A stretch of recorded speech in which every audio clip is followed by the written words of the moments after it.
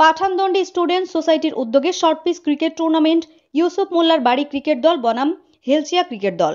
Chittagong Chandanaish পাঠানদন্ডি student সোসাইটির উদ্যোগে short pitch cricket টুর্নামেন্টে ইউসুফ মোল্লার বাড়ি ক্রিকেট দল বনাম হেলচিয়া ক্রিকেট দলের অংশগ্রহণে টুর্নামেন্ট অনুষ্ঠিত হয়। আজকে দর্শক এবং উভয় দলের যারা খেলোয়াড় সবাইকে আমার ব্যক্তিগত পক্ষ থেকে অভিনন্দন ও শুভেচ্ছা।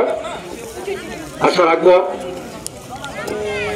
উভয় দল সুন্দর ভালো খেলা উপহার দিবেন। উপস্থিত ছিলেন পলিটেকনিক্যাল কলেজের ছাত্রদল সাবেক সভাপতি ও চট্টগ্রাম মহানগর স্বেচ্ছাসেবক দল নেতা ইঞ্জিনিয়ার মুজিবুর রহমান। যেহেতু শর্ট পিচ এখানে স্বেচ্ছাসেবক হওয়ার সম্ভাবনা বেশি, যে যত পারেন ভালো মতো পিটানোর চেষ্টা করবেন পাকিস্তানের মতো এবং সুন্দর মতো খেলা উপহার দিবেন।